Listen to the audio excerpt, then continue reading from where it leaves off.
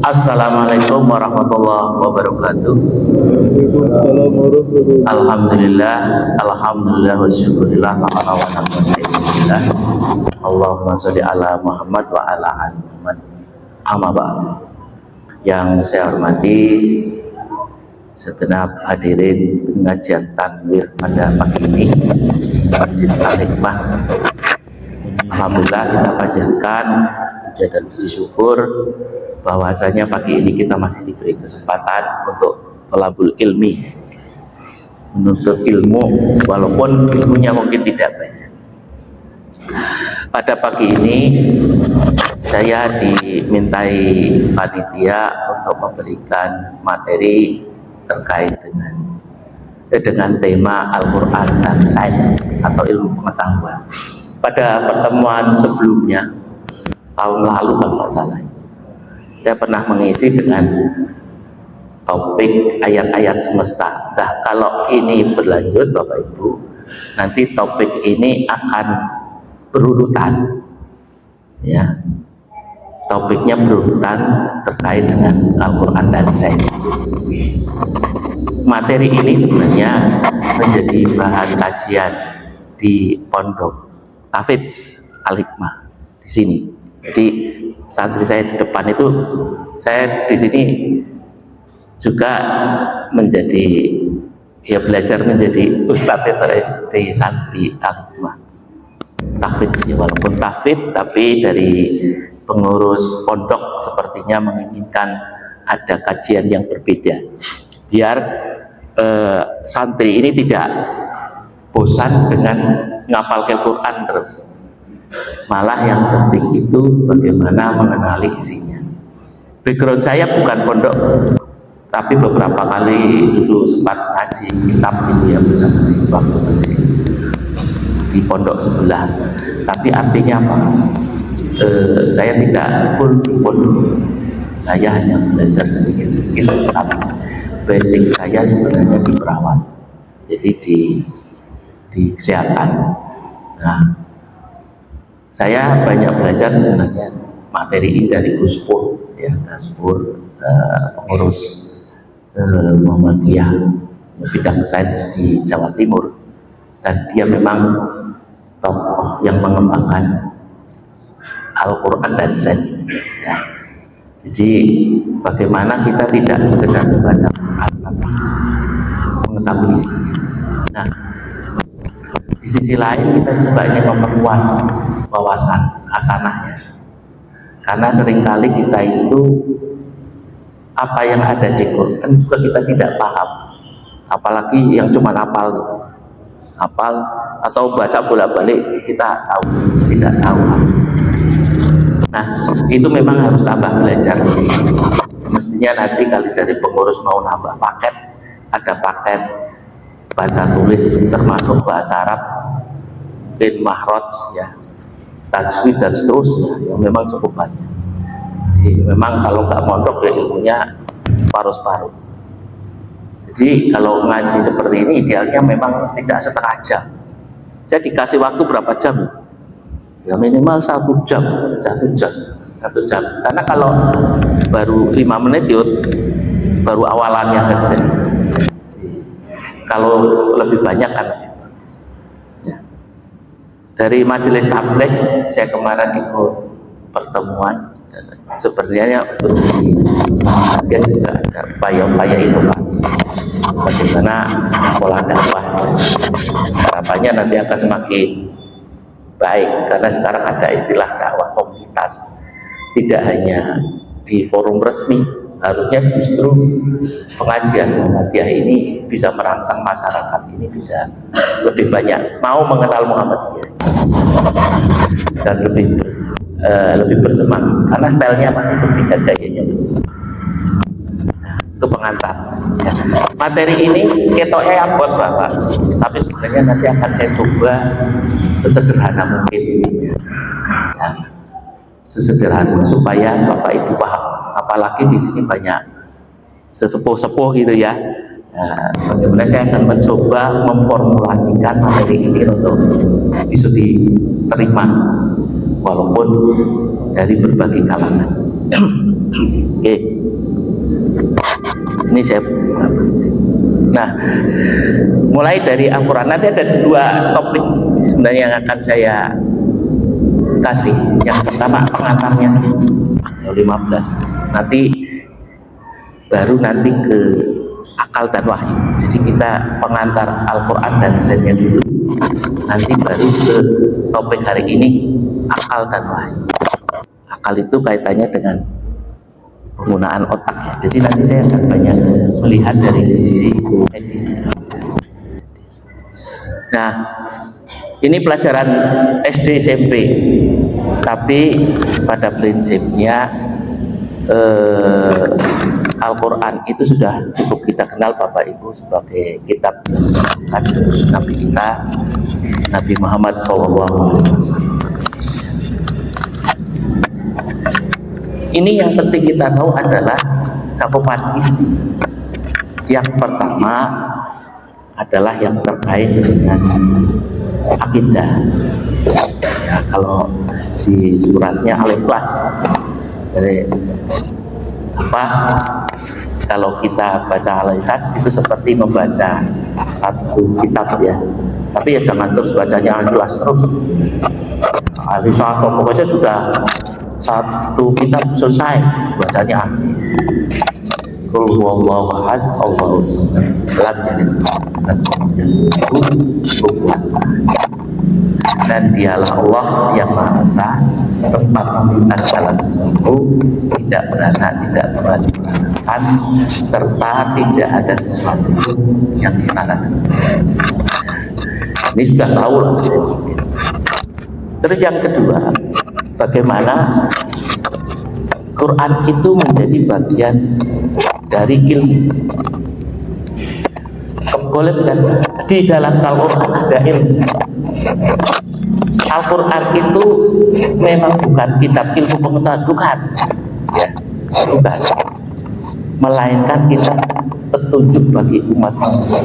Di dalamnya ada ilmu.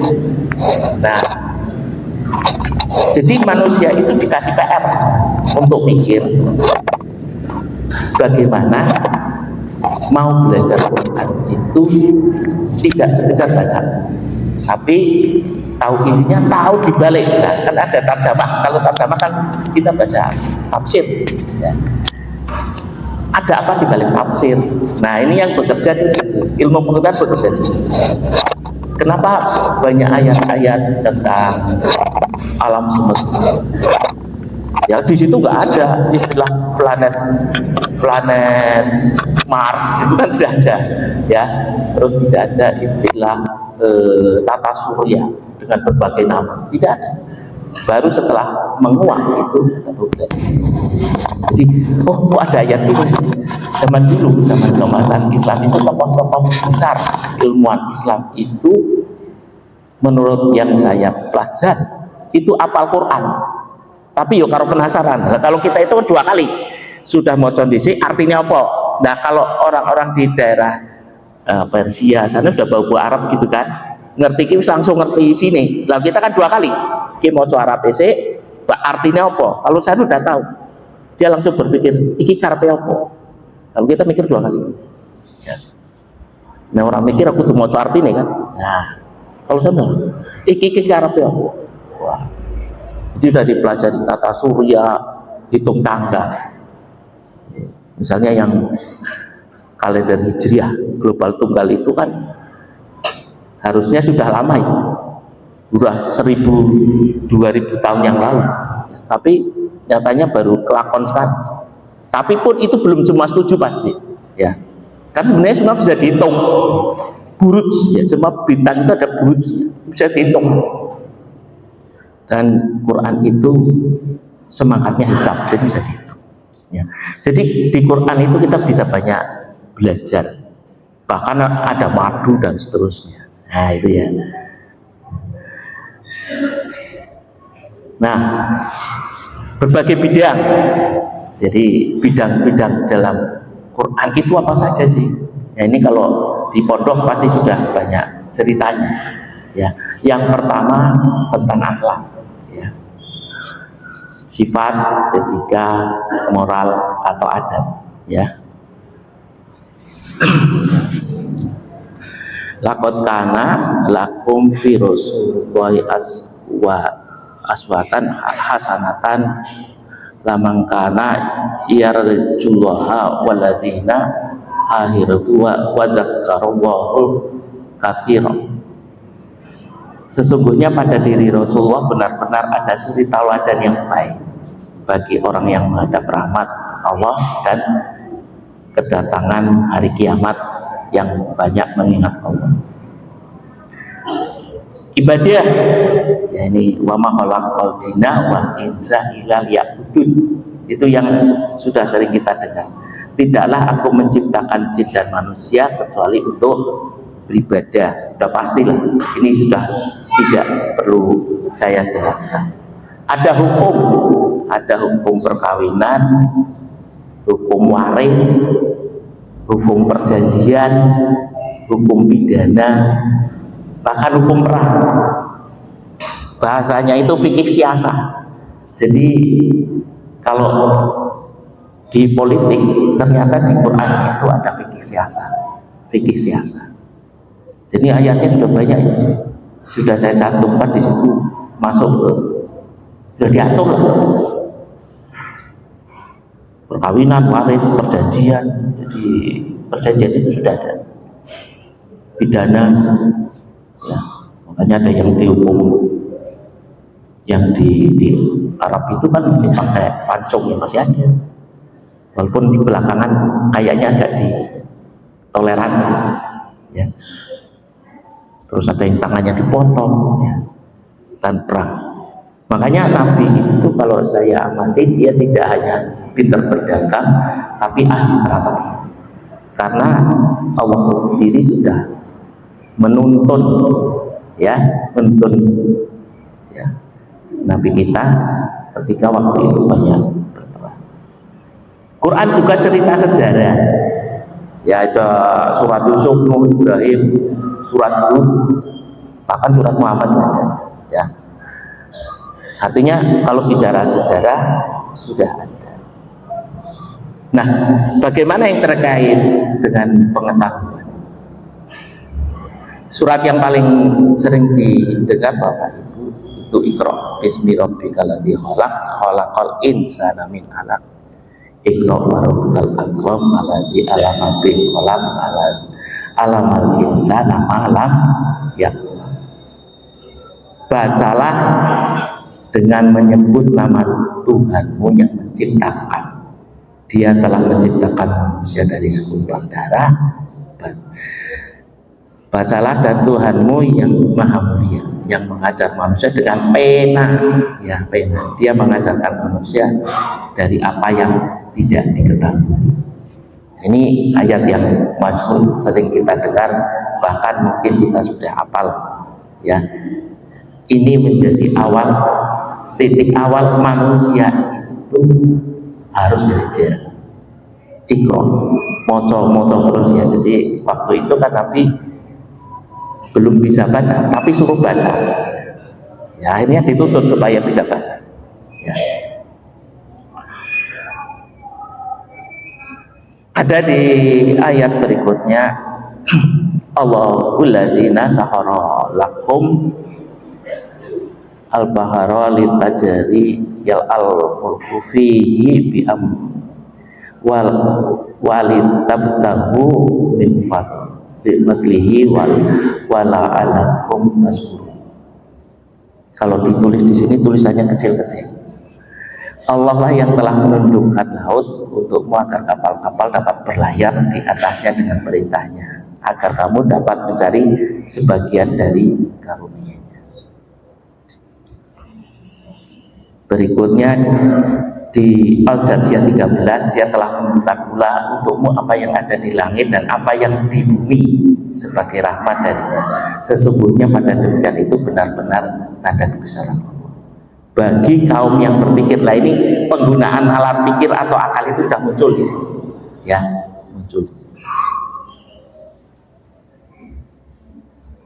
Seandainya pohon-pohon di bumi menjadi pena dan laut, ya, ditambahkan padanya 7 laut sesudah keringnya, niscaya tidak akan ada habis-habisnya. kalimat Allah.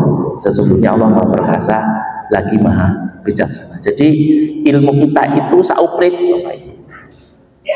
Sauprit. Jadi kalau saya ya bangunannya uprit kecil banget kita. Ya, ilmu kita itu sangat kecil. Mungkin setitik meja orang ono. Ya, setitik itu ada. Karena ilmu itu sangat luas. Ya, dulu banyak orang filsuf itu pinter kabeh, tapi setelah berkembangnya ilmu itu cabangnya banyak, bahkan lebih banyak dari zaman dulu. Dulu filsuf itu bisa jadi dokter, bisa jadi sing mikir, bisa jadi hakim. Sekarang tidak. Sekolah hakim dewi, sekolah dokter dewi, insinyur dewi, dengan sub-sub bagiannya. Jadi ilmu kita itu sangat kecil. Jadi kayak saya itu kalau bicara, walaupun saya S3, ternyata itu bukan tambah pinter, tambah bodoh. Karena kita tahu ternyata kita itu kecil. Kalau pengen sekolah ilmunya agak banyak, sebenarnya S1. Jadi kalau di S3 itu sauprit, karena hanya risetnya dengan bidang yang kita ambil. Ya. Tapi dalam hal kita keluasan ini, kita itu nggak ada apa-apanya dari ilmu Allah, itu sangat kecil. Nah, ini beda ilmu dan pengetahuan. Kalau ilmu itu informasinya teruji, sistematis, turut diperoleh melalui metode ilmiah. Sudah ada risetnya, ada penelitiannya. Kalau pengetahuan, atau kita sekedar tahu itu belum tentu teruji, nggak urut juga gitu. Dan kita bisa belajar dari kuping kita, mata kita, perasaan kita. Jadi rasa ya dengan rasa.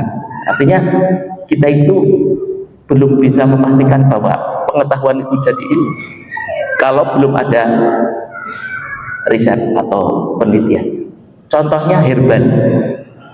Herbal itu para sesepuh kita itu banyak bikin penemuan di Jawa khususnya, ramuan. Tapi ternyata itu dalam konteks pengalaman saja, tahu saja, belum bisa jadi ilmu kalau belum dipelajari. Nah, sekarang sudah ada kedokteran yang mempelajari herbal itu sudah. Bahkan kalau ilmu kedokteran itu kan biasanya ada barat dan timur. Kalau timur itu orientasinya ke Cina, itu banyak herbal. Jadi kalau di kemoterapi itu yang kanker-kanker, kedokteran timur itu sudah sampai penggunaan herbal itu yang biasanya di kemoterapi rambutnya ambrol ya, itu tidak. Dia tidak di kemoterapi tidak ambrol. Itu ya memang pendekatannya berbeda. Jadi kalau di kedokteran timur itu namanya akupunktur ya, itu sudah mulai dipelajari secara medis. Bahkan obat-obat yang kita punya misalnya mencret itu kan banyak yang dari jambu, daun jambu ya, diatap biasanya daun jambu. Nah, kalau yang ibu aslinya pengen kenceng, daun katuk itu sekarang sudah diteliti dan itu dibentuk kapsul dan dijual di apotek secara resmi. Jadi sekarang ada istilah di apoteker itu, di farmasi itu jurusan bahan alam. Ya, bahan alam itu nanti diekstrak jadi obat farmasi. Ya, tidak harus kimia dulu. Dan walaupun nanti dalam prosesnya ada proses kimiawi, itu bagian ilmu farmasi ya. Saya bukan mempelajari. Jadi secara umum nanti tahulah ya. Nah, ini kalau bicara dari Al-Ghazali, Al-Quran itu telah memuat seluruh cabang ilmu yang terdahulu dan yang kemudian. Jadi kita yang belum tahu itu Allah itu sudah ngasih. Loh, kok bisa ada beberapa rahasia di Quran yang kita sampai sekarang belum terbuka, belum tahu. Nanti mungkin Allah akan membukanya, takdir itu secara bertahap. Contoh, di Quran itu kan ada ayat berketuk, bintang berketuk, surat Taib. Itu ternyata sekarang sudah diketemukan belum lama. Jadi para astronom yang keluar itu mendengar suara kok ngertinya apa gitu, ngertinya alain gitu ya, makhluk ruang angkasa lagi berkomunikasi. Ternyata itu ada bintang yang bunyinya seperti pintu diketuk. Ya, nanti Bapak cari itu. Ya, bintang berketuk. Itu nanti di Google ada. Itu belum lama itu. Nah, bahkan kalau Bapak Ibu bahas pernah sekolah ya, pernah lihat ini teori Darwin. Teori Darwin itu kan teori sing di Quran itu nggak cocok, karena di teori Darwin menyatakan bahwa manusia itu berevolusi, bahkan rotok jelek menungsukin di sini ketek. Bahkan sekarang ada orang jelek di sini babi berkembang jadi menungso. Kalau di Quran kan bahwa manusia sekarang dulunya dari Adam. Bahkan hadis Bukhari menyatakan, Allah Rasul menyampaikan ukuran Nabi Adam itu 27 hasta, 30 hasta, sekitar 27 meter, gede banget. Ya. Tapi para ilmuwan belum menemukan balungnya. Tapi Bapak Ibu kalau pernah haji atau umroh, kalau nggak salah biasanya ada yang menjalan ke makam Siti Hawa. Duwone pom. Kita nggak tahu dalamnya. Tuh panjang. Ya. Panjangnya ya hampir 30 meter. Ya dari sini sih, lonjor gitu ditutupi. Ya. Kita belum tahu tulangnya. Tapi nah Allah mungkin akan menyampaikan rahasia ini sekian tahun lagi. Ya. Ya. Ukuran kita itu semakin kecil. Jadi umat manusia yang sekarang itu lebih lemah dari umat-umat terdahulu. Ya. Umat dulu apa gede kuat-kuat, umurnya dawa. Nah kalau sekarang kita umurnya di Indonesia kira-kira 60-70 lah rata-rata. Karena banyak yang 30-50 sekarang udah pada nggak ada juga. Kalau umur harapan hidup itu sudah lebih dari 60 Bapak Ibu. Kalau di Jepang lebih tinggi lagi. Ya, jadi Jepang banyak negara-negara yang kebingungan kakek wong tua. Ya kakek wong tua tapi tidak bereproduksi sehingga jumlah tua lebih banyak daripada yang muda. Kebalikannya Indonesia. Akeh sing nom sing tua sithik. Ya, yang tua sedikit. Karena piramida beberapa negara itu begini Bapak Ibu. Jadi yang tua lebih banyak, sing muda yang muda sedikit. Karena banyak yang nggak mau bereproduksi. Artinya apa? Banyak yang nggak mau menikah. Beberapa negara maju sudah seperti. Jadi kesehatannya bagus, umurnya panjang. Tapi sing nom-nom megah do kawin. Akhirnya sing tua sing enom sithik. Kebalikannya Indonesia. Indonesia sing nom tua kepol, sing tua sithik. Ditambah mungkin Indonesia juga umurnya tidak sepanjang beberapa negara itu. Jadi itu dilematika sekarang. Nah, sing nom-nom akeh. Masalahnya masalah lapangan kerja. Negara udah maju kesehatannya bagus, uangnya tahan, umurnya tahan lama. Ini masalah. Tapi ya memang itu harus dijalanin gitu ya. Nah, sebenarnya kalau kita amati, saya itu baca bolak-balik itu ya terkait dengan teori Darwin itu sebenarnya ada yang putus. Kenapa kalau dia dari kera dulu tidak berakal jadi berakal? Itu nggak nyambungnya di situ. Lah kalau berakalnya dari tidak pintar menjadi pintar logis. Karena manusia pada awal lahir itu kan juga nggak pintar. Dia hidup bertahap ya, bertumbuh berkembang bersama orang tua dan lingkungan, tambah pintar. Ya. Jadi gak beda lagi dengan orang yang disutuli. Dia berkurang dua sumber ilmu dari kupingnya dan karena dia nggak dengar dunia itu seolah-olah senyap. Akhirnya biasanya orang tuli itu sambungnya bisu. Karena ngertinya dunia itu sepi, akhirnya mulutnya tidak terlatih bicara. Nah kalau bapak-bapak kebalik, awalnya normal, lama-lama nggak dengar gitu kan, ya, bisa ngomong, nggak masalah. Ya, jadi saya punya pembantunya bisu tuli Bapak. Allah itu kasih kelebihannya apa? Dia lebih cerdas, lebih daya ingatnya. Cuman bedanya orang yang ngomong ya kau gitu aja. Dia nggak sekolah soalnya. Saya juga nggak pernah belajar SLB kan. Akhirnya bahasanya asal tahu aja. Dan dia ikut saya itu sudah 12 tahun bertahan. Menariknya Bapak Ibu, jadi misalnya dia dikasih waktu, kan sejak anak saya kecil ini, yang nomor 23 itu kan dari kecil saya tahu. Ketika kita kerja semua, Bapak, saya dan istri saya itu berangkat semua, dia kan ngomong, dia itu nggak mau mengerjakan yang lain, maunya cuman mendelengi si kecil, karena khawatir bocahnya melayu, timbul dan seterusnya. Jadi dia baru masak, nyuci, nyetrika setelah saya pulang, kita pulang.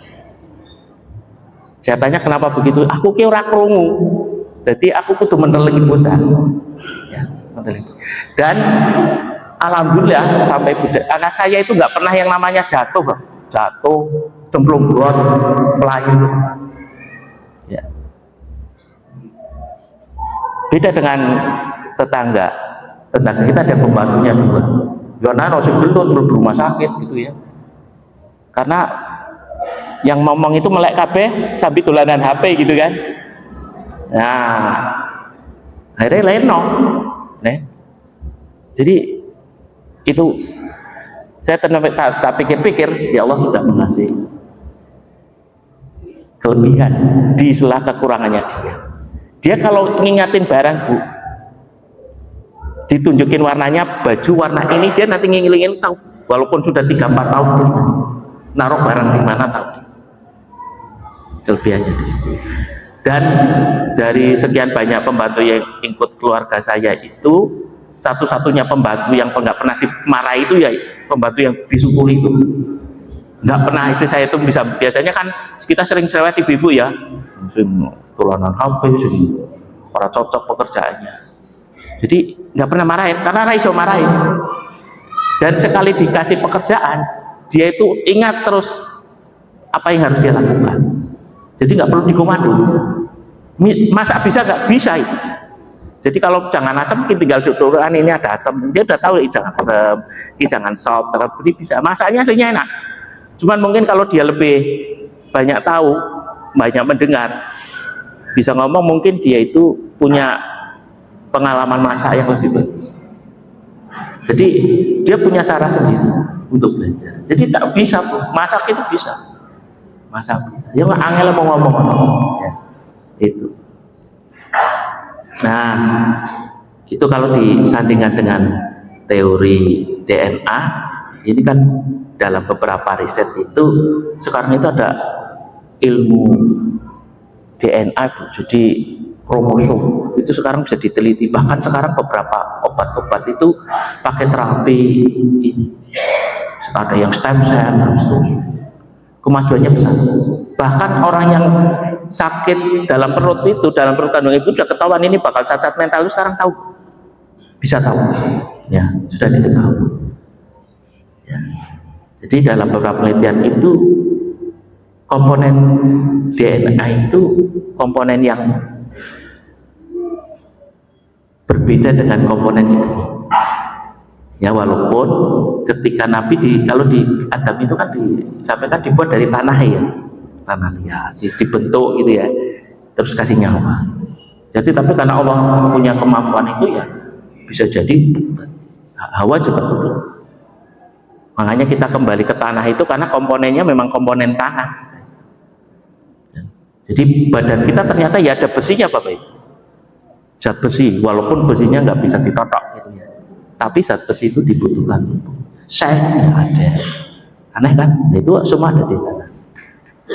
Nah ini kalau punya Adam saya nggak akan cerita, tapi kira-kira gambarnya seperti itu. Nah di Quran ini banyak sekali bertebaran sehingga kita itu kudu mikir. Teori Darwin itu ternyata baru belakangan. Dulu itu 1000 tahun sebelum Darwin itu ternyata umat Islam sudah mikir teori itu. Jadi pemikir-pemikir Islam itu sebenarnya cukup banyak. Tapi setelah Renaissance ya, setelah perang salib itu banyak ilmuwan Islam yang ditutup atau ilmunya diganti, covernya diganti, isinya podo tapi covernya nggak mau mengakui. Barat itu nggak mau mengakui ilmuwan Islam. Yang masih muncul ya aljabar, itu kan matematika ya. Aljabar itu kan masih dipakai itu kalau guru-guru kita dulu pelajaran matematika SMP. Nah, manusia juga sudah, sebelum manusia itu sebenarnya sudah pintar-pintar ya. Mereka sudah bikin tanggalan ya, sudah bikin tanggalan ya. Piramida Mesir itu bagus, itu nggak mungkin kepikir malah di zaman sekarang kok bisa bikin seperti itu, padahal itu dibuat sebelum Masehi ya. Itu ukurannya simetris bagus. Kalau suku Maya itu kalenderannya bagus, dia bisa menghitung. Waktu itu kan ada film 2012, ternyata itu ceritanya kiamat, filmnya judulnya Kiamat 2012, itu cerita kiamat. Itu sebenarnya 2012 diperkirakan oleh suku Maya mau kiamat. Itu ada filmnya. Oh, ya ono sing selamat, padahal besok ono sing selamat gitu. Filmnya ono sing selamat, padahal besok ono sing selamat. Ternyata setelah diteliti 2012 itu periode terdekat bumi dan matahari, panas-panasnya, jadi paling dekat. Jadi udah menghitung, coy zaman kono itu matahari zaman hitungan tahun ini kok bakal cedak, coy jeblok nih tempat kita. Mungkin pikiran waktu itu seperti itu, makanya dibilang kiamat. Ternyata saat itu 2012 adalah posisi bumi dan matahari paling dekat. Jadi 2012 itu mesti panas dulu, baru gue munggah. Gue besok paling adoh cok zaman es lagi. Ya kan ribuan tahun, kita nggak tahu jadi apa lagi gitu kan. Kita umur kita paling hebat-hebatnya 100 ya. 100. Bahkan saya belakangan sudah nggak pernah dengar. Simbah saya itu masih 96, hampir 100. Dua-duanya yang dari ibu dari bapak 96 tahun. Ya berarti, tapi bapaknya udah duluan gak ada. Jadi bapak-bapaknya orang Indonesia, ibu sih. Kalau teori ini bapak ibu sudah jelas kejawab semua. Yang ini itu sudah kejawab semua. Itu barangnya bapak, satunya barangnya ibu. Itu sudah dalam teorinya apa kita jadi bayi ya. Jadi mulai titik kecil ketemunya mani ya dengan telur ibu ya sampai kita keluar itu sudah ditemukan.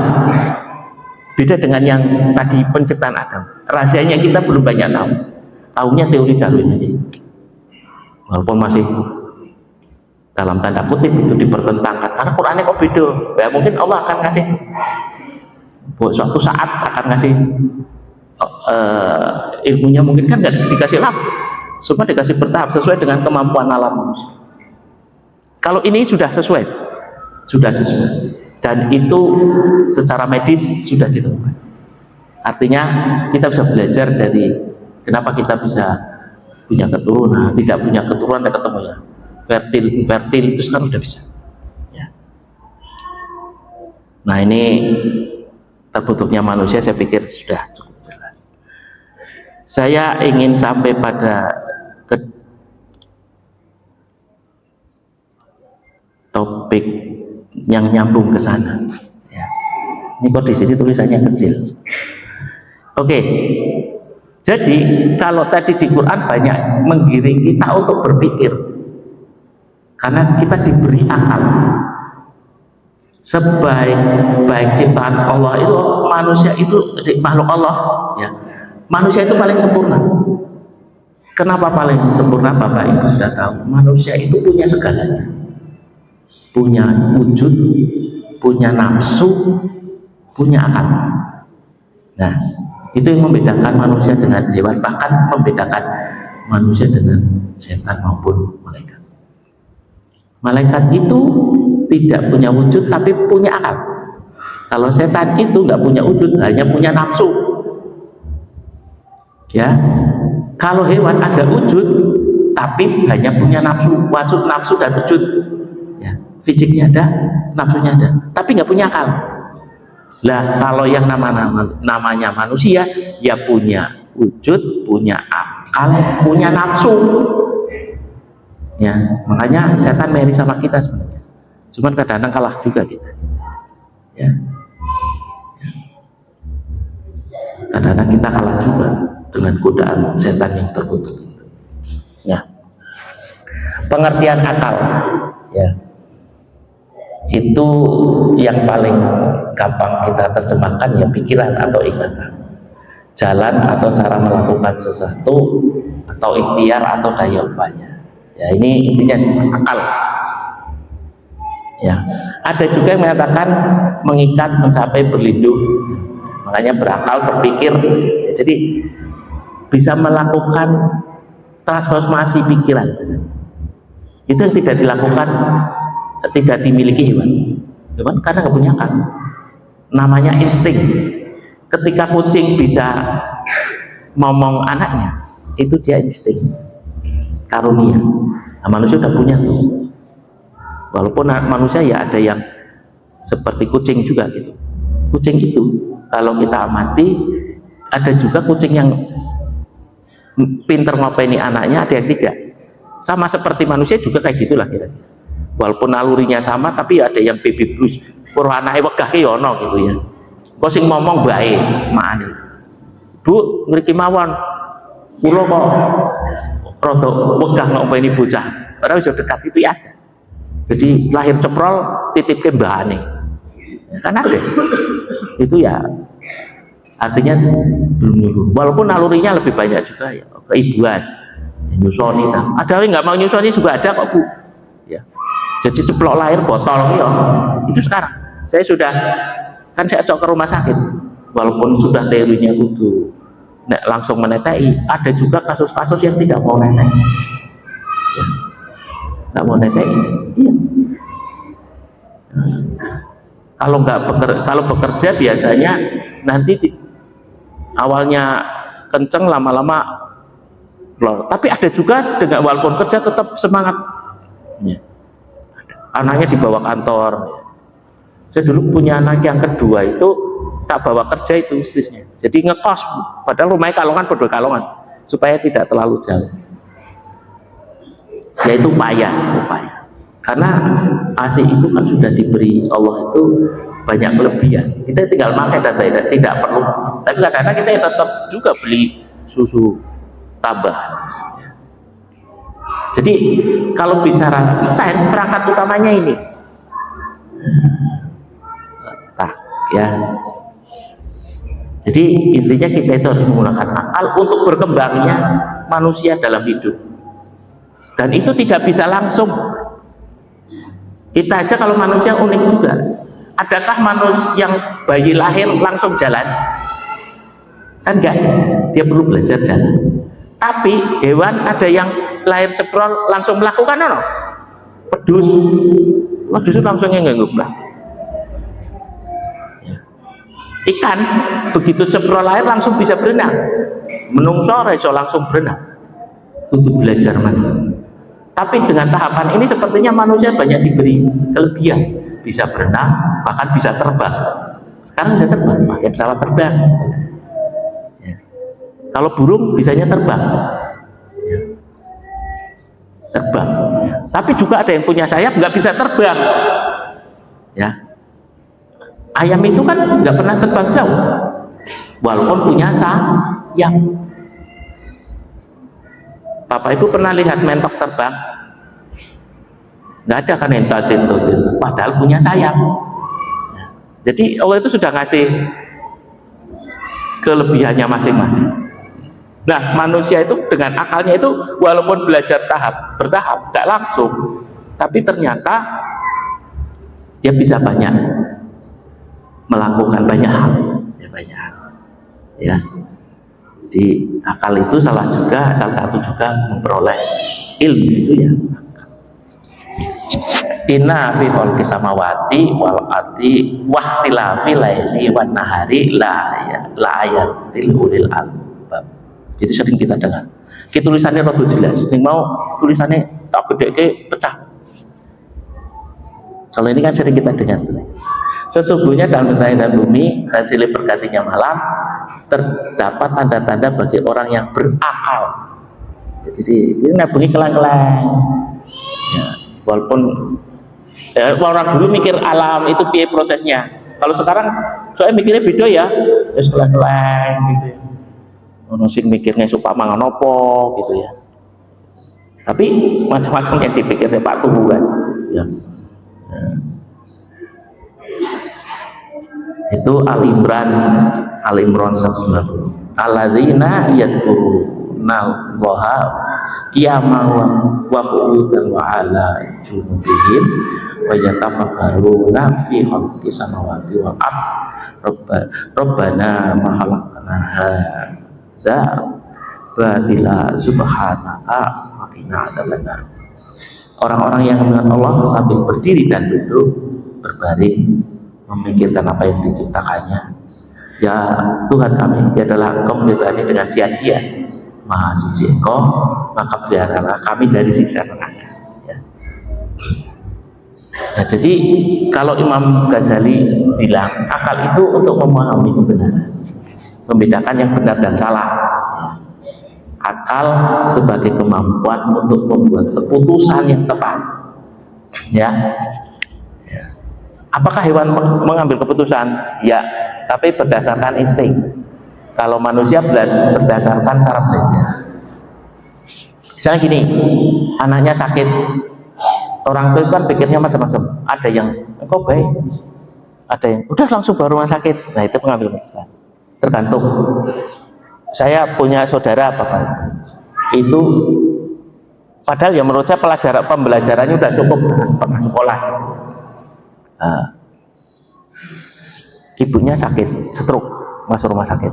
Telepon saya, suruh apa memang? Datang jam berapa? Itu kan ada istilah golden period.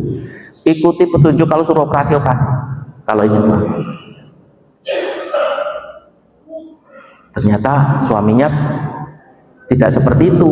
Walaupun dia biasa mengambil keputusan di tempat kerjanya, dia mikirnya malah nunggu anak saya.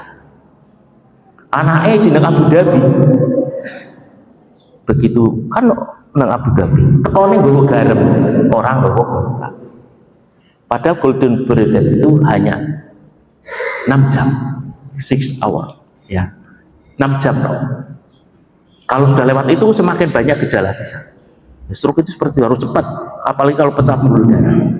Kalau penanganannya lambat, ya nanti gejala sisanya tambah panjang dan tambah banyak. Itu sudah dikasih salah, cepat operasi. Ya. Ada saudara yang lain langsung operasi, bertahan sampai 20 tahun kemudian. 20 tahun nggak masalah. Ya kalau nggak 20, ada deh 15 tahun lah. Nah yang ini nggak sampai sebulan, hanya hitungan nggak sampai 2 minggu. Karena ketika yang ditunggu datang kan dari Abu Dhabi pulang ke Indonesia nggak cukup sehari kan, 2 hari. Datangnya bukan bawa obat, bawanya kain, diupeng-upeng kain. Karena diupeng-upeng, neng bukan ono singgo, yo mati, meninggal. Itu pengambilan keputusan, ya. Nah, kalau hewan seperti singa mau merekam, kapan dia merekam, dia juga berdasarkan insting, dia kan tahu kapan saya merekam, kapan tidak itu. Dan akal juga sebagai kemampuan untuk memahami dan mengerti hukum-hukum Allah. Fungsi akal menganalisis dan memahami. Akal untuk menganalisisnya, memahami sesuatu, membedakan yang benar dan salah, membuat keputusan dan tahu lah. Nah ini teori saja sih. Ada sing cuma teori, ada yang praktis ya, mengambil keputusan, ada yang kritis. Jadi biasanya Bapak Ibu sering ikut debat di TV ya, itu sudah pakai akal kritis. Kan sekarang misalnya musimnya yang terbunuh siapa itu diplomat, isinya diskusi itu. Kemarin Tom Lembong itu tiap malam itu diskusinya Tom Lembong, dengan berbagai kepala. Ceritanya Hasto, ya diskusinya Hasto. TV kan lagi musim-musim, yang musim tren siapa? Itu bahasanya nanti makanan diskusi, debat dan seterusnya. Nah, ini yang sering ditanyakan Bapak Ibu, di mana letak akal? Ya, dalam pandangan Islam akal tidak dianggap sebagai organ fisik, memiliki lokasi tertentu dan bentuk. Namun beberapa ulama dan umat Islam berpendapat akal dengan otak dan saraf. Ya, jadi otak dan saraf itu utamanya akal. Ya, itu sudah diteliti. Jadi uang potong lehernya mati, nah dipotong leher si urip orang mati. Ayam ketika disembelih kan lehernya, sarafnya terputus, kontak ke kebutuhan darah ke otak mandek, mati. Ya, kalau panjenengan pernah pingsan upacara berarti suplai darah ke sini nggak nyampe ke leher. Ya, itu. Jadi uang bunuh diri kan ada yang kasus ini, pasti ditulis.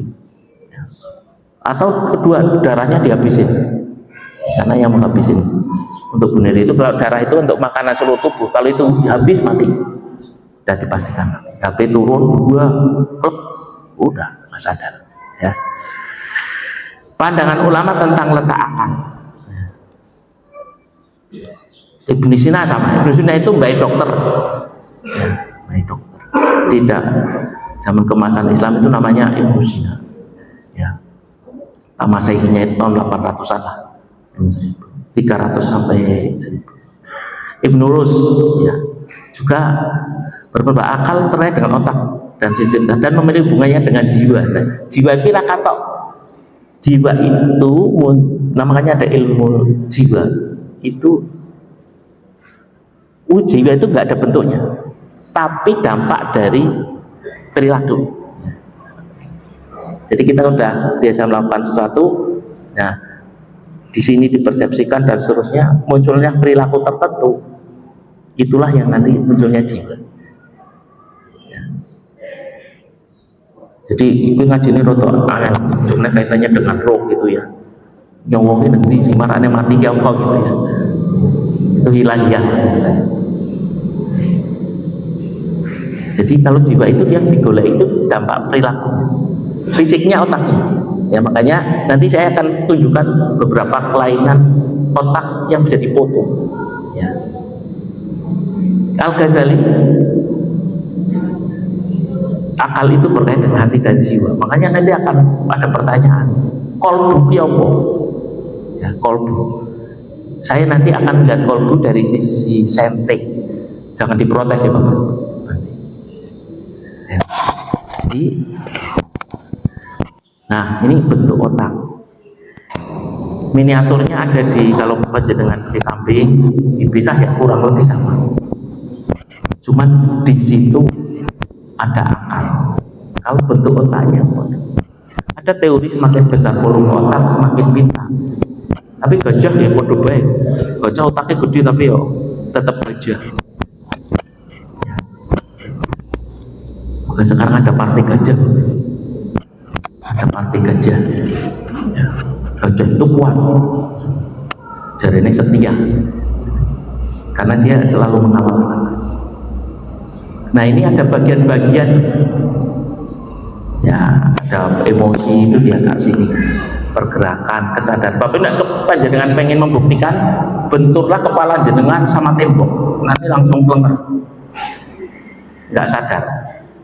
Jadi kasus kecelakaan benturan depan itu biasanya nanti langsung, nanti matanya membuka Bu, namanya mediasis, roh pupilnya membuka. Nanti nek wis mari yang nutup kan yang normal kayak gini. Pada benturan hebat di depan itu biasanya nanti pupilnya menteleng, nggak bisa nutup. Tapi nanti kalau udah sembuh dan masih hidup buka tutup. Nek mati buka menteleng dong. Nek meninggal, makanya kalau saya ditanya suruh nilai sudah mati belum, sudah meninggal belum ya orang, saya lihatnya cuma tensi, nadi, napas, satunya mobil. Kalau sudah lewat kan Saya pernah suruh tetangga kampung di Lombok, Pak, mau dilihatin anak saya tuh kok kayaknya masih badannya masih hangat, katanya rumah sakit kok sudah meninggal. Bapaknya nggak percaya kalau itu anaknya. Dia tak lihatin, tak periksa, sudah Pak, sudah meninggal. Dan sudah baru nangis ya. Karena dia merasa badannya masih hangat. Hangat itu bertahan sampai 6 jam. Nek wis wengi sadem lagi. Karena jantung itu bergerak. Penglihatan itu ada belakang, rasa pendengaran itu akan didengar ya.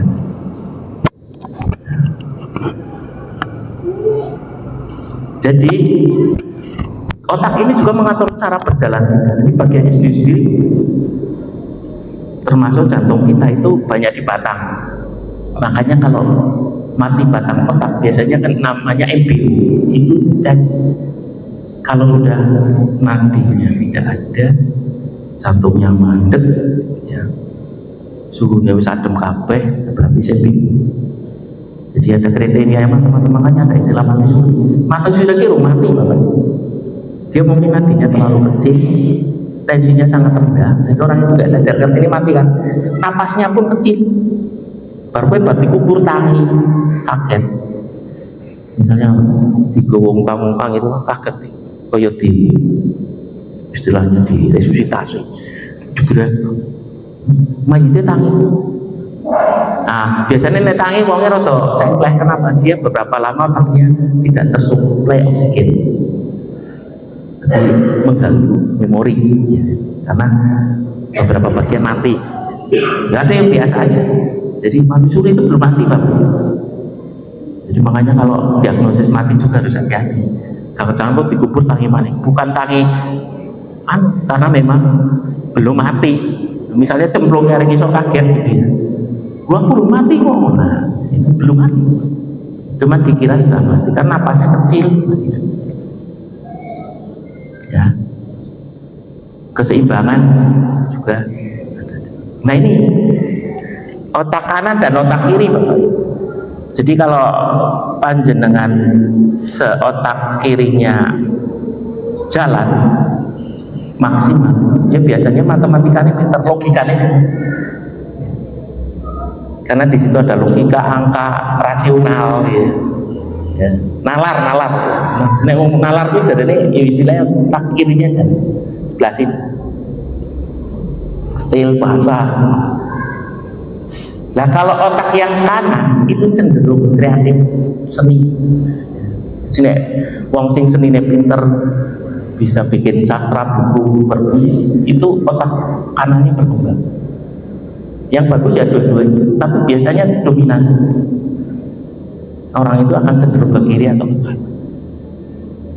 Kalau pergerakan, kalau stroke-nya Anda yang terganggu otak kiri, gerakannya yang kena yang kanan. Jadi ini misalnya yang kena sini Pak, nanti stroke-nya yang kiri ya, nanti yang kena kanan, lemahnya kanan.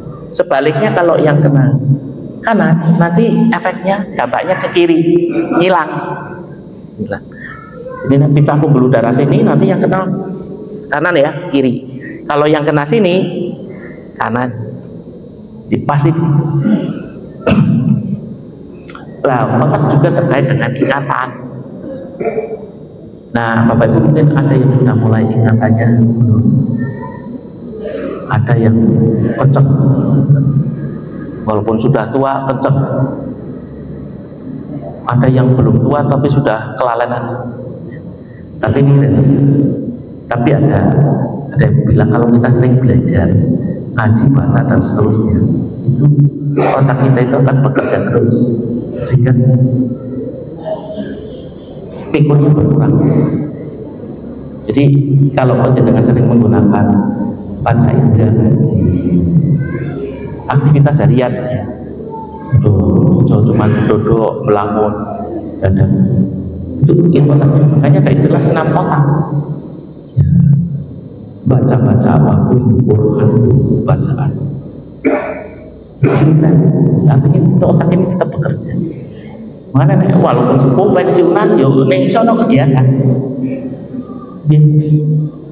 ya ada pengajian, ikut organisasi maupun pokoknya aktivitas jalan terus. Nek mandek melu mandek, otak kita kalau berhenti, coba bapak ibu tidur sakit lama gitu ya di tempat tidur setahun 2 tahun nanti mulai karena otaknya nggak bergerak. Biasanya begitu. Nah, jadi otak itu untuk mengendalikan fungsi tubuh. Jantung, jadi nek wong disembelih potong kepala pasti mati karena pengaturan kalau di komputer istilahnya CPU ya CPU mesin. Otak juga akan mengolah informasi. Jadi dengan dengar suara saya masuk sini, nah nanti dipersepsi apa orape saya hip materi Pak Arafin orape itu kan dipersepsikan setelah mendengar.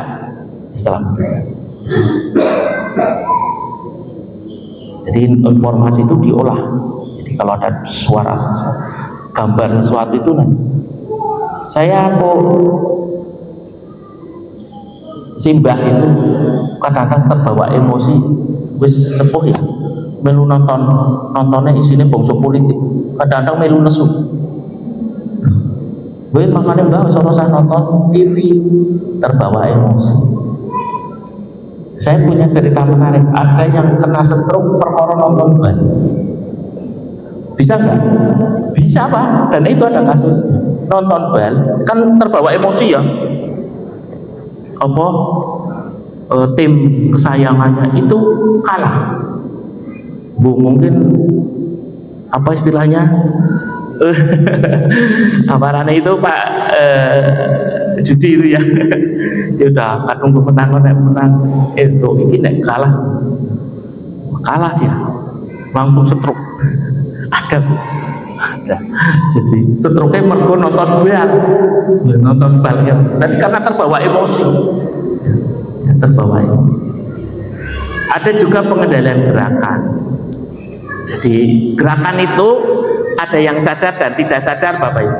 Jadi dengan nek napasnya harus bergerak sadar repot nanti. Cok kelalen bernapas. Ya. Jantung itu nggak perlu diperintah. Nanti ketika cepat-cepat, ketika lambat. Napas juga akan beberapa organ kita akan bekerja tanpa ada komando. Artinya jalan sendiri. Misalnya metabolisme tubuh jalan sendiri. Coba kalau kita berhenti lupa gitu. Lupa bernapas, adanya ya kalau tidak bernapas bisa. Otak juga terkait dengan emosi, makanya sering ribut. Orang tua lihat tensi ini munggah di sini apa mesu di sini. Ya, marah yang bikin tensi naik, apa tensi naik yang bikin marah? Ya. Kalau saya cenderung emosi itu bikin tensi naik. Ya, makanya tadi yang stroke itu nonton bal, donge seneng-seneng, nang stroke juga apa? Lakone kalah, kalau suah bakal tekor gitu. Memori daya ingat, ya. Bahasa ini Bapak Ibu, ada orang yang pinter 1 bahasa, 2 bahasa, 3 bahasa. Kabarnya Menteri Luar Negeri sekarang Sugiono apa namanya? Itu dia menguasai 9 bahasa katanya. Berarti dia lembus kirinya ya, otak kirinya bagus besar. Jadi bahasa Inggris pinter, bahasa Arab pinter, bahasa Indonesia pinter, bahasa Bayo pinter gitu ya. Kalau saya kan paling bahasa Jawa, bahasa Indonesia wes loro tok kuwi. Bahasa Inggrisnya cuma dengar-dengar aja. Bahasa Arab apa lagi? Kalau ustaz-ustaz yang di pondok bahasa ya itu. Jadi orang yang bisa mengetahui beberapa bahasa dan mudah belajar bahasa, berarti otak bagian bahasanya bagus, bisa jadi lebih besar ya, dominasi kognitif. Makanya kita belajar itu mencatat ilmu, ada naik kelas turun kelas itu kan karena kognitif, pengetahuan. Nah, ada istilah fungsi luhur ya. Luhur itu orang itu bisa mikir, manusia itu bisa mikir sing abstrak kuwi nek gambarnya orang jelas, menghayal gitu ya. Nah, bisa mengambil keputusan, bisa memecahkan masalah. Jadi kalau manusia itu pemecahan masalahnya bisa sistematis.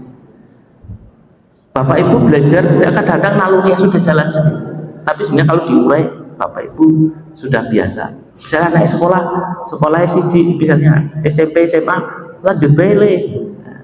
Orang popong Bapak gitu, itu kan sudah pengambilan keputusan. Masuk pemecahan masalah ini, orang masalah kayak gini pemecahan seperti kreatif. Jadi tidak kreatif tidaknya seseorang itu ternyata dari otak. Bahasa dan emosi sudah jelas. Nah sekarang jadi mana Jose? Oh ngaji itu besok dulu. Pengertian kolbu. Nah ini saya agak cepat nih. Nah kolbu itu Bapak Ibu ada yang mengartikan hati, ada yang sebenarnya kolbu itu jantung. Tapi seringkali gambarnya begini Bapak Ibu.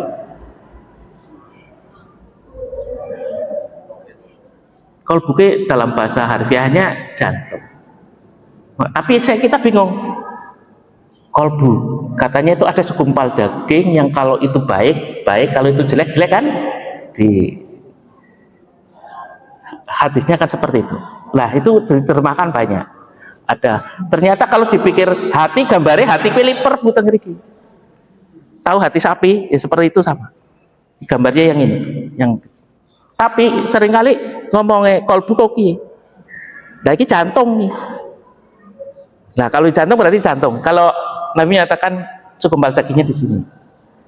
Ini di Quran juga menyatakan segumpal daging di situ. Nah ini kalau di neurosains, ilmu neurosains itu tokohnya namanya Taufik Pasyak, salah satunya. Dia PDM Manado, ketua PDM Manado. Dia termasuk pakar langka di Indonesia yang bidang mempelajari neurosains. Itu mengatakan bahwa kolbu itu di otak. Itu neurosains loh ya Bapak Ibu, karena yang mempersiskan di otak. Mungkin nanti ada kenapa itu di jantung, itu nanti ada penelitian. Tapi kabarnya kemarin saya pernah diskusi dengan seorang dokter, katanya sudah mulai ditemukan. Kenapa kita kadang-kadang terbawa emosi, nadinya langsung ketika cemas nadi kita ikut cepet kan? Duk. Nah, karena langsung ke sini. Perintahnya kita cemas, jantungnya duk. Nah ini ilmu neurosains otak itu Bapak, neurologi sebenarnya saraf itu banyak berputar tentang pelajaran otak. Otak itu sekarang ada pemindai scan ini scan. Bapak pernah di CT scan atau MRI, otak itu sudah kepotret. Nah otak orang yang depresi dan yang normal itu beda Bapak. Depresi itu gangguan jiwa lah, tekan ya. Gambarnya beda itu, cerah yang normal. Jadi dengan insya Allah yang di sini cerah, karena nggak ada yang depresi di sini.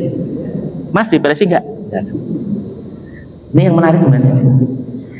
Ini yang suka ibadah, yang tidak ibadah, itu beda Bapak. Jadi jenengan sering ngaji sama sering sholat, itu edarannya beda. Ini kalau yang di atas itu qobla dan ba'da. Sebelum sholat, khusyuk dan sesudah, itu gambarnya beda, edaran merahnya beda. Jadi peredarannya lebih teratur. Nah ada yang ketika khusyuk orang itu kan fokus ya, itu fotonya juga beda. Lah yang kiri itu ya, orang yang sholat itu fotonya beda itu. Yang kanan prayer scan itu orang yang sholat itu khusyuknya beda, fotonya beda. Karena orang khusyuk itu kan kurung wong jogo kira kurung, jadi dia fokus. Tapi ini orang khusyuk beda, habis dipoto itu ya. Jadi orang yang khusyuk dan khusyuk tidak khusyuk sholatnya sudah beda. Ada pernah lihat film psikopat, orang yang dengan sadar melakukan pembunuhan atau penyiksaan keji itu ternyata otaknya lebih kecil. Itu udah dipoto Pak. Nah, Pak Profesor Pasyak itu pernah datang ke UMPP dan saya diskusi lama.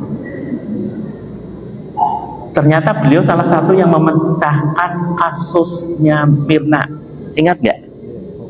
kopi. Itu ternyata salah satu penyelesaiannya dengan neuroscience. Dia punya tim yang memotret otaknya sih. Otaknya beda. Dia cerita saya, karena ini rahasia waktu itu kan. Saya timnya. Dan saya sudah cukup lama. Dia itu belajarnya itu tikus-tikus dibelai otaknya dengan berbagai kondisi. Ya bismillah katanya. Otak-otak difoto. Nah manusia itu ternyata kalau difoto. Jadi kalau kita orang jahat bapaknya, fotonya beda. Jadi sekarang bisa wongki atau bahkan psikopat. Ini bisa dipotret beda. Jadi dengan ahli ibadah insya Allah yang beda, yang private tadi cerah. Foto yang ini Bapak Ibu, ini foto anak kita yang normal dan yang satunya sering dimarahi. Jadi anak kita itu kalau mengalami trauma, sering diseneni Bapak ini, ternyata fotonya lebih kecil. Itu yang kecil itu ekstrem negatif. Jadi kalau dia trauma, jadi kecil sering-seneni. Ada menyatakan bahwa ketika dimarahi, neuron anak itu putus berapa?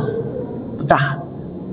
Jadi kita ternyata nggak boleh kan memarahi. Ternyata ini dibuktikan otaknya beda. Jadi wong sing anak-anaknya sering dimarahi orang tuanya, fotonya beda. Jadi ojo nyeneni wong tua. Sebenarnya saya ojo nyeneni anaknya. Ojo. Jebule otaknya. Walaupun hanya kasar kecil. Ya, apalagi kasar besar digebuki gitu. Dan saya punya bukti yang bahwa anak-anak yang sering dimarahi orang tuanya nanti dia akan mengalami balas dendam, entah itu ke orang tua yang lain, ke istrinya maupun ke anaknya, pasti, karena dia akan tertanam.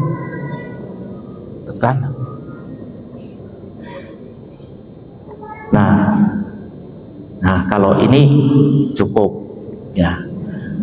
Kita bicara otak, tapi sebagai gambaran, kalau ada akal itu nanti akan disembangkan dengan wahyu. Jadi Allah itu kalau udah ngasih wahyu, nanti untuk menerjemahkan pakainya akal itu. Jadi wahyu tanpa konsumnya gini, wahyu kan yang diberikan, ya, itu macam-macam jenisnya. Fotonya di sini. Wahyu itu kan ayat-ayat yang diberikan Allah lewat nabi kita ya. Wahyu tanpa akal itu percuma. Jadi jangan nek krungu ayat kok akeh ora dienggo akale percuma. Cuma orang ngerti terjemahane.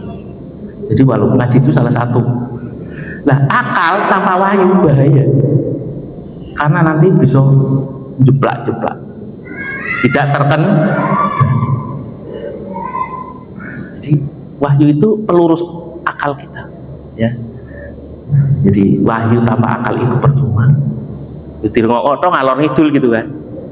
Ya. Tapi akal tanpa wahyu nanti tidak lurus. Berbahaya. Bisa berbahaya. Ini kata kuncinya. Sehingga kita perlu di sela kita punya akal, intinya kita juga harus belajar wahyu. Wahyu itu ya agama gue, ya Quran. Ya walaupun kapasitas tidak Bapak Ibu. Ya jadi saya bukan termasuk orang yang sempurna. Saya secara teori tidak ahli Quran, tapi kan harus mau belajar gitu ya. Setidaknya kalau kita belajar ini nanti banyak sekali. Oh jebule Quran sing kadang-kadang kita nggak pernah bahas, karena kalau kita pengajian seringnya sih dikaji ini fikih ya, oke. Padahal kan ada adidah, akhlak, muamalah gitu ya. Nah, banyak lagi sebenarnya rahasia-rahasia Quran yang memang kita harus baca. Dan saya berusaha nanti kalau ada diberi kesempatan lagi, sesinya akan berurutan ya, sehingga nanti koyo ngaji kitab kae. Nah, kita pikir nang jurune ono pemeneh, kita bahas apa lagi supaya saya juga belajar lebih banyak apa yang terkandung dalam Quran. Demikian ya. Kurang lebihnya mohon maaf, bila bisa pilih hak fastabiqul khairat. Assalamualaikum warahmatullahi wabarakatuh.